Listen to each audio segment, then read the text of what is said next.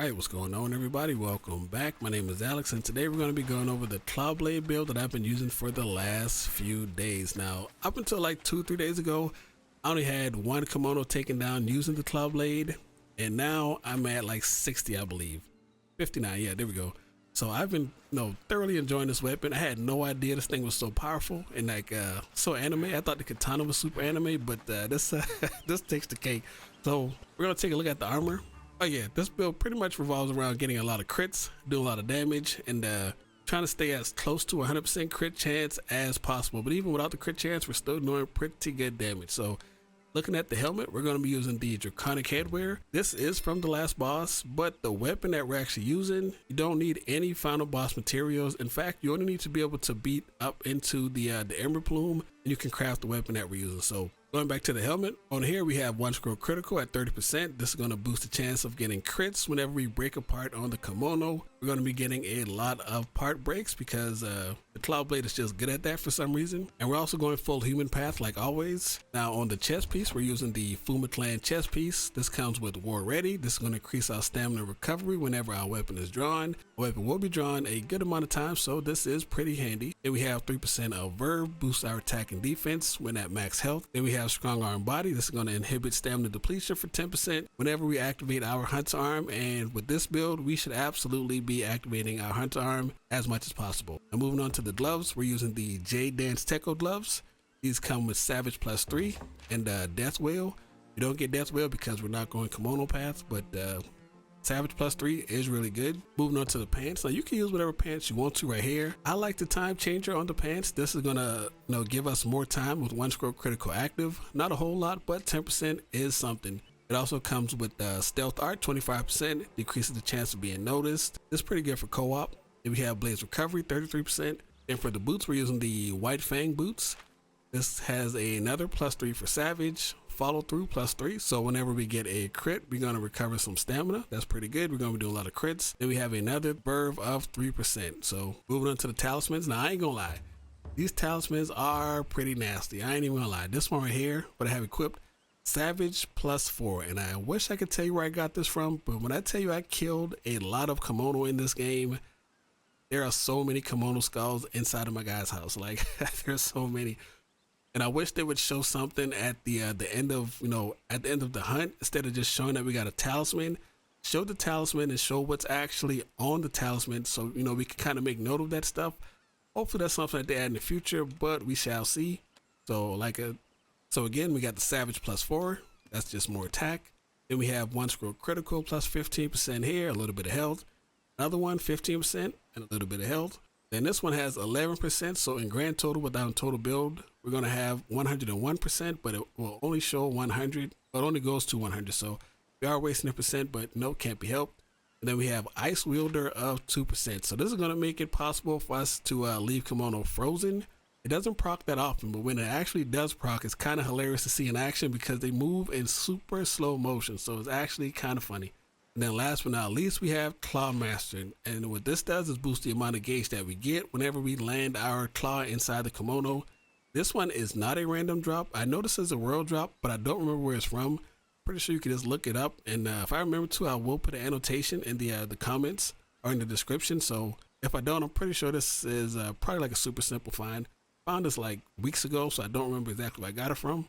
Now moving on to the weapon, I tried a few different variations of the weapon. I tried Turbulence Fury plus the 16% here, but I just ended up liking this build a little bit better, and you don't need any endgame parts to actually craft this. So as long as you can beat up to Ember Plume, you'll be able to craft this weapon. And what we got on here is Aerial Strike Bust plus 30%. This makes parts on the Kemono easier to destroy with aerial attacks. Then we have Aerial Strike Fury. This is going to boost the power of aerial attacks. Then we have Claw Boost Fury plus 12%. This is going to make our claw do a little bit more damage. I'm debating whether or not to swap this one out, but for now it's doing pretty good, so I'm gonna leave it there. Then we have Aerial Combat. Now this comes on the weapon. I wish I could swap this off, but I can't. Pretty much gives us stamina recovery speed whenever we're in the air doing attacks. Then we have Verve, 10% attack and defense whenever we're at max health.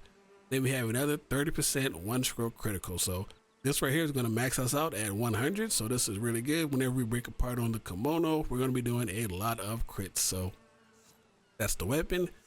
This is the path that I took. And left, we came down here. We scooped up aerial strike fury. Grabbed one stroke fury from here. Went back up. Down here, grabbed claw boost to 12%. Got the verve, and then last but not least, the aerial combat. So you could probably swap out a couple of these if you want to, but I like this. So this is the perks that I chose. Now taking a look at the overall stats, we got 530 for our attack, we got 301 for our defense, and then looking at the skills, we got the 30% of the aerial strike burst, so we're going to be, you know, breaking monsters apart super easily. Got the Claw Master, we got plus 10 inside of Savage, so that is absolutely insane. Then we got the HP boost is only plus 2, the aerial strike fury 10%. Moving over, we got the verb at 16. We could push this a little bit higher, but for now 16 is okay. Then we have the one scroll critical and the time changer. Those are the big ones in the build. And then of course we got 3 perks that are not active. Now to actually use this build, the Claw Blade is pretty simple, but it does take some getting used to. So you build meter from these attacks, you get a little bit of meter here. And when you go to plant your claw with the right trigger, that little bit of meter, that's how much gauge you're going to have on your claw when you plant it. So ideally you want to have as much, you know, meter as possible when you do it, but for the most part, as long as you have the Claw Master Talisman or just a perk on your weapon, you really don't need to go full meter. So this is the meter on the light attack. This is your Y attack. This is going to throw you backwards, kind of like a reset. And with the Claw Blade, you can cancel every single one of your attacks with the jump. So say you want to hit X, jump, you're going to cancel that into a flip. Hit X, X, Y, cancel your backdash into a jump. So it doesn't matter what you do, you can just cancel into a jump as long as you got stamina. And what I like to do to build, you know, meter when the monster is not down, but just kind of standing still, is this combo. That's pretty cool. And then you get a little bit of meter, and when you attach your Claw Blade, that's going to give you like 20% more meter. So you don't always have to, you know, have full gauge to attach your claw. But the quickest way to get a lot of gauge is to jump off top of boxes. So if you jump off top of 3 boxes, you're going to get a lot. If you jump off top of 1, you're going to get like 1/4. Jump on top of 2, going to get like half. And mind you, I'm also using Claw Master, so I'm also getting like a little bit more. You don't have Claw Master, you won't get as much. But off top of 3 boxes, that is pretty much 75% of your bar.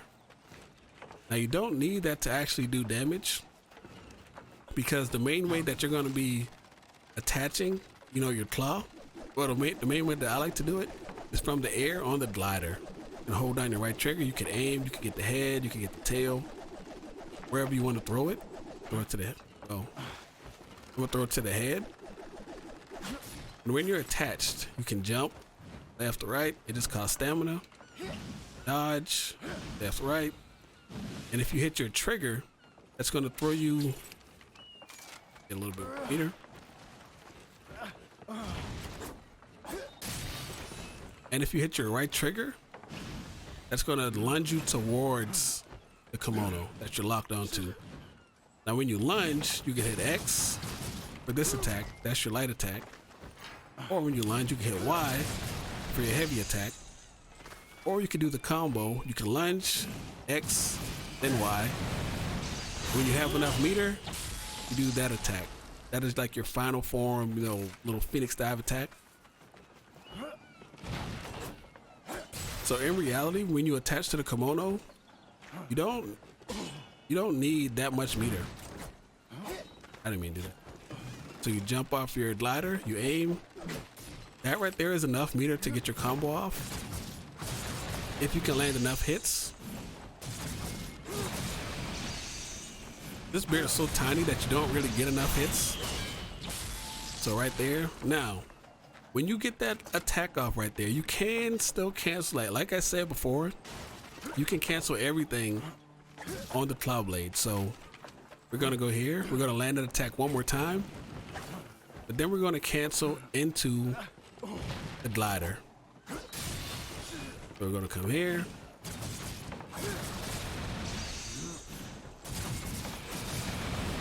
Land. Once we land, we're gonna cancel, jump into the air, cancel into the glider. Now we're back up, ready to go for another claw attack. And you pretty much just rinse and repeat. Now, of course, you want to be safe. You want to dodge, do all this, that. Those, cancel.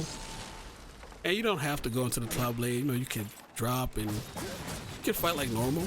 You still do decent damage. Like, you won't do as damage as your aerial attacks, but sometimes it's not always possible to get your aerial attacks off. So in a nutshell, I think that's a super quick rundown of the claw blades. Now the Karakuri you want to use, of course you want the glider. The bounce pad is okay. It doesn't really do a whole lot. The stake is terrible unless you're fighting the King Tusk, because this attack right here can't go backwards. You have to do that attack either on the back of a Kemono, like this. Now to see, that gives you like full meter if you can land that attack. So I would only do this attack if you're behind the Kemono or, you know, in front of the Kemono. That way you got like the long body that you can get it off. Because if you don't, if you go on the side, you're gonna fly right over the end, right on the other side. But you get them in the face or in the tail and they don't move, everything aligns up perfectly, you can get the body.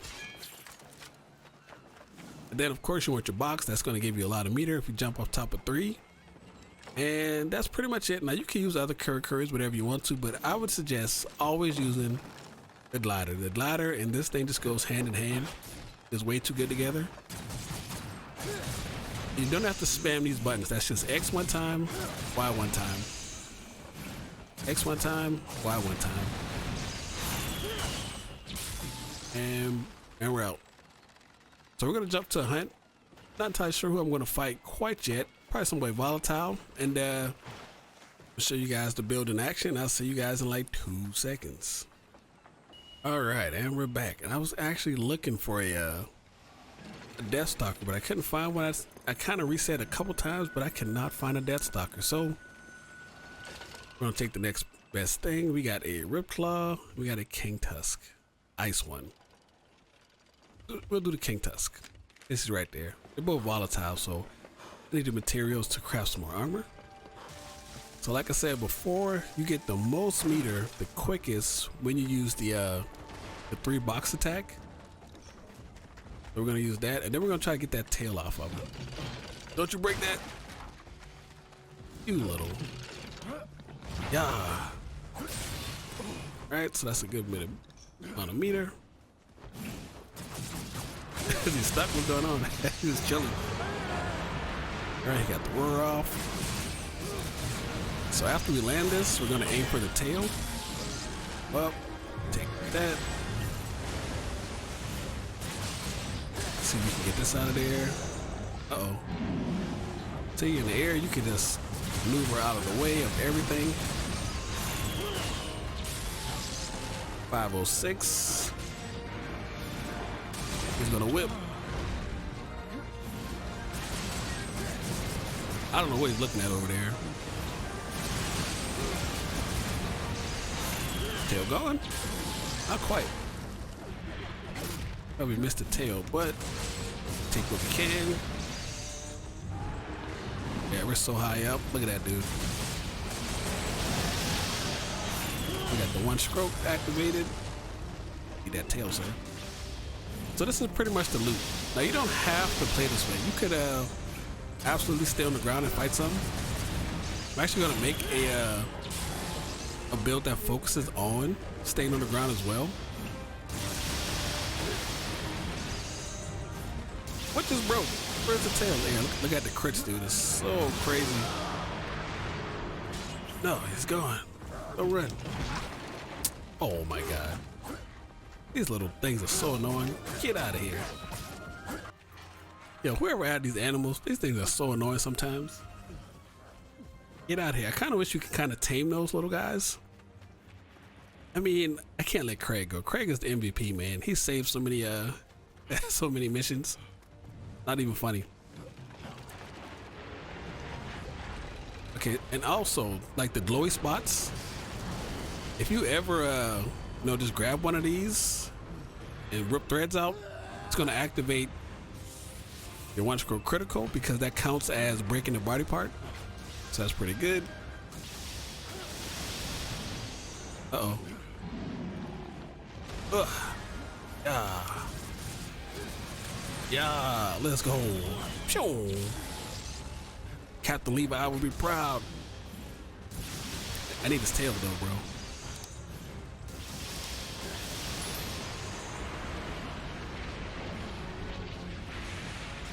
I definitely won't lie. King Tusk is a bit of an easy target with this because he's so big, dude.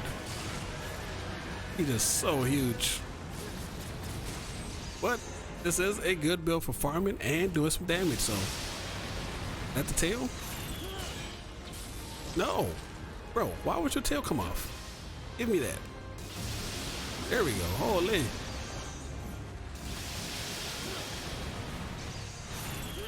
I think he's tired. Okay, he's about to die. Sorry, bros, for the showcase. There's no escape.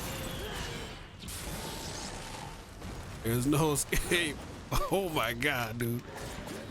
That was so sick. Here, come here. Oh, I should have put a trap down. No.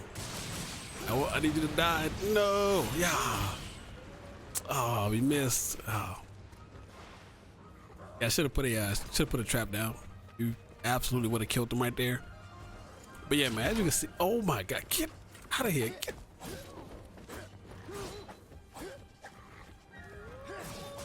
Oh my, these little dogs, bro. Get your little.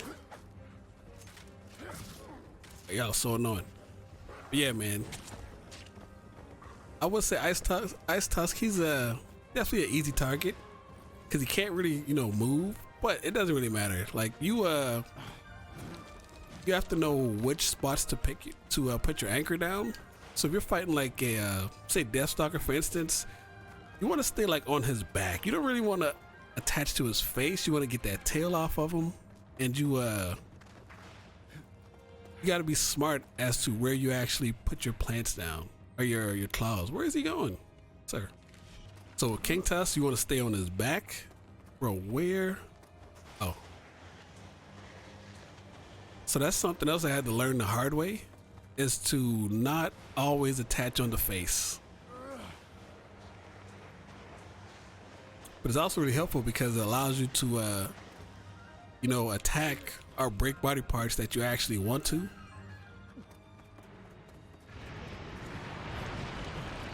Not gonna get me this time, man. We are gonna grab that on the side. Actually, we're gonna grab the top. Like oh, right. Land it on the side. May as well take it.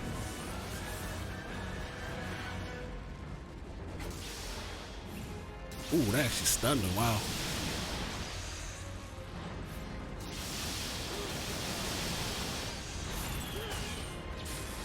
Oh my god, that looks so sick, dude. Yo. It sliced through his entire body.